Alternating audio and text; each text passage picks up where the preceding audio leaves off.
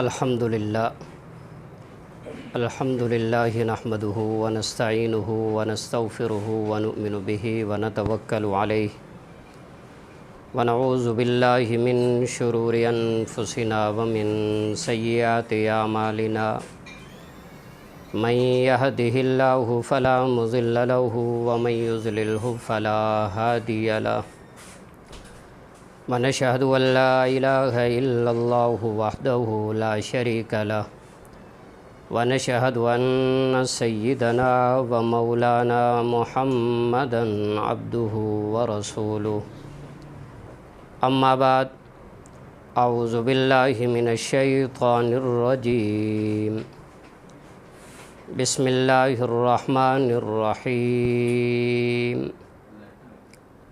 قل ان صلاتی ونسکی ومحیای ومماتی للہ رب العالمین آمنت باللہ صدق اللہ ومولانا العظیم وبلغنا رسوله النبی الکریم ونحن على ذلك لمن الشاہدین والشاکرین والحمد للہ رب العالمین اللہم صلی علی سیدنا ومولانا محمد وعلى آل سیدنا ومولانا محمد وبارک وسلم وصلی علیہ۔ اللہ رب العزت نے اس آیت کے اندر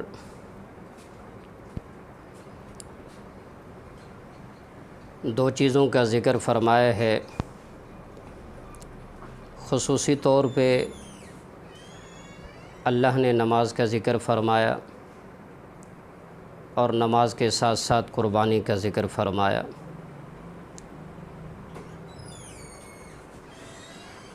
سیدنا ابراہیم علیہ السلام نے جب خواب دیکھا اور اس خواب کے اندر اپنے بیٹے اپنے لخت جگر سیدنا حضرت اسماعیل علیہ السلام کو ذبح کر رہے ہیں، اور نبی کا خواب ہمیشہ سچ ہوا کرتا ہے۔ جو نبی خواب کے اندر دیکھتا ہے وہ حقیقت ہوتی ہے، کوئی افسانہ نہیں ہوتا۔ تو سیدنا ابراہیم علیہ السلام کو جو خواب دکھایا گیا، خواب کے اندر بیٹے کو ذبح کر رہے ہیں، تو جب صبح ہوئی آپ فلسطین سے چلے اور مکہ مکرمہ کے اندر پہنچے۔ جب مکہ مکرمہ پہنچے تو اپنے لخت جگر حضرت اسماعیل علیہ السلام سے محو گفتگو ہوئے۔ کہا کہ بیٹا بات یہ ہے کہ رات میں نے ایک خواب دیکھا ہے، اور اس خواب کے اندر میں آپ کو کیا کر رہا ہوں، ذبح کر رہا ہوں۔ تو حضرت اسماعیل علیہ السلام نے آگے سے یہ نہیں کہا کہ ابا جان میں نے کون سا قصور کیا ہے، میں نے کون سی غلطی کی ہے کہ جس کی وجہ سے آپ مجھے کیا ہے ذبح کرنا چاہتے ہیں۔ حالانکہ اس کے اندر اعتراض بھی ہو سکتا تھا کہ حضرت اسماعیل کہتے کہ بھئی میں تو اپنے آپ کو ذبح نہیں ہونے دیتا، میں نے کوئی قصور نہیں کیا، میں نے کوئی غلطی نہیں کی۔ لیکن ابراہیم علیہ السلام کے اس جملے کے بدلے میں حضرت اسماعیل علیہ السلام نے یہ ارشاد فرمایا، اے ابا جان اگر آپ مجھے ذبح کرنا چاہتے ہیں تو آپ اپنا عمل پورا کیجئے، آپ کو جو اللہ نے حکم دیا ہے، آرڈر کیا ہے، آپ اس کو پورا کریں۔ ستجدونی انشاءاللہ من الصابرین، کہ آپ مجھے صبر کرنے والوں میں سے انشاءاللہ پائیں گے، میں صبر کروں گا۔ تو جب یہ بات حضرت اسماعیل نے حضرت ابراہیم سے کہی تو سیدنا ابراہیم علیہ السلام نے چھری لی اور چھری کو کیا کیا ہے، تیز کیا۔ تیز کرنے کے بعد اپنے لخت جگر کو پکڑا اور منہ کے بل زمین پہ گرایا، اور ساتھ ساتھ کیا کیا ہے کہ رسیوں کے ساتھ جکڑ دیا، اور پھر اس نازک گردن کے اوپر کیا کیا ہے کہ اپنی چھری کو رکھا اور چھری کو چلانا شروع کیا۔ اب یہاں چھری کیا ہے، حضرت ابراہیم علیہ السلام کے ہاتھ کے اندر ہے اور ہے بھی تیز، لیکن نیچے حضرت اسماعیل کی معصوم گردن، نازک گردن کے اوپر وہ چھری کیا ہے، چل نہیں رہی۔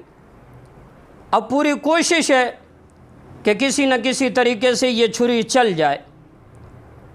اب یہاں یہ بھی بات واضح ہو جائے کہ بعض لوگ کہتے ہیں کہ بھئی نبی جو چاہے جس طرح چاہے اسے اختیارات کلی دیے گئے ہیں۔ اگر اختیارات کلی نبی کو عطا کیے گئے ہیں تو یہاں آپ اس بات کو دیکھیں اور سمجھنے کی کوشش کریں کہ سیدنا ابراہیم علیہ السلام چاہتے ہیں کہ یہ میرا لخت جگر ذبح ہو جائے، اور سیدنا اسماعیل بھی چاہتے ہیں کہ میں ذبح ہو جاؤں۔ اوپر والا بھی کوشش کر رہا ہے ذبح کرنے کی، اور نیچے والا بھی آرام سے لیٹا ہوا ہے کہ میں ذبح ہو جاؤں، اللہ کے راستے پہ قربان ہو جاؤں۔ اگر اختیارات کلی نبی کے پاس تھا تو پھر چھری اس نازک گردن کو کاٹ کیوں نہیں رہی، اس پہ چل کیوں نہیں رہی، اپنا وار دکھا کیوں نہیں رہی؟ تو اس سے معلوم ہوا کہ ان اللہ علی کل شیء قدیر، کہ ہر چیز کے اوپر اللہ کی قدرت، جب تک میرے رب کا حکم نہ ہو، میرے رب کا اذن نہ ہو، کائنات کی کوئی چیز، کوئی ذرہ بھی اللہ کے اذن کے بغیر حرکت نہیں کر سکتا۔ تو سیدنا ابراہیم علیہ السلام نے اپنی پوری کوشش کی، کوشش کرنے کے باوجود چھری نہ چلے، تو اللہ کی طرف سے یہ آرڈر آیا وَفَدَيْنَاهُ بِذِبْحٍ أَن يَا إِبْرَاهِيمُ قَدْ صَدَّقْتَ الرُّؤْيَا إِنَّا كَذَلِكَ نَجْزِي الْمُحْسِنِينَ۔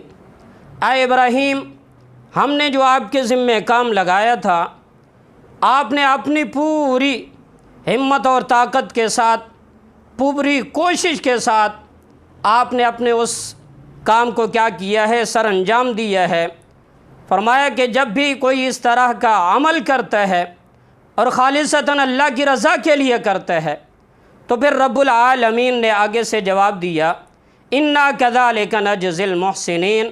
فرمایا کہ ہم کیا کرتے ہیں، ایسے لوگوں کو اپنی طرف سے کیا کرتے ہیں، جزا دیتے ہیں، اجر دیتے ہیں۔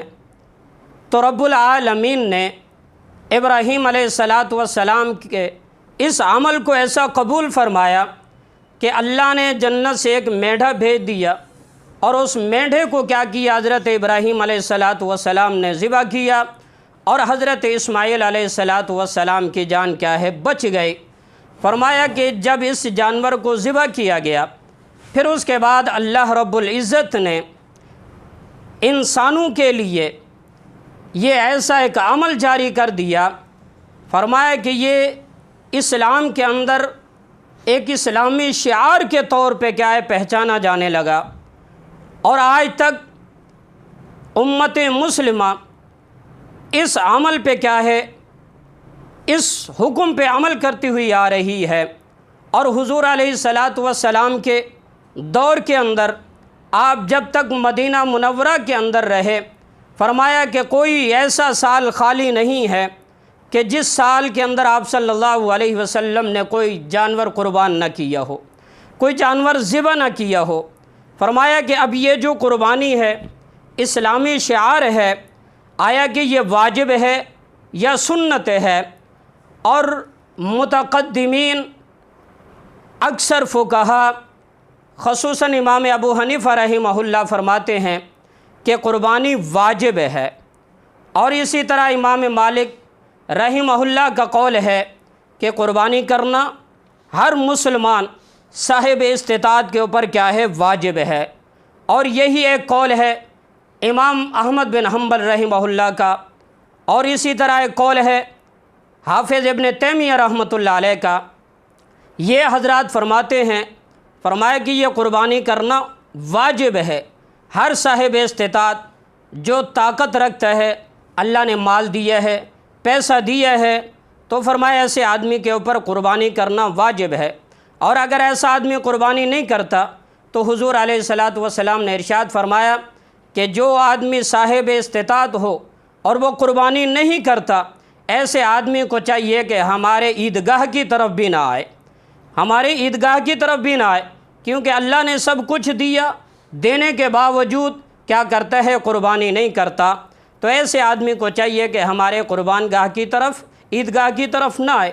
تو اس لیے ہمیں چاہیے کہ جن دوستوں کو، جن بھائیوں کو اللہ نے طاقت دی ہے، قوت دی ہے، مال دیا ہے، صاحب ثروت لوگ ہیں، تو انہیں چاہیے کہ ضرور بے ضرور اس عمل کے اندر اپنے آپ کو آگے سے آگے رکھیں، تاکہ کل قیامت کے دن رب العالمین کے ہاں ہم سرخرو ہو کے اٹھیں، اور اللہ تعالی ہم سب کو اس سنت ابراہیمی پہ عمل کرنے کی توفیق عطا فرمائے۔ آمین۔ وآخر دعوانا ان الحمد للہ رب العالمین۔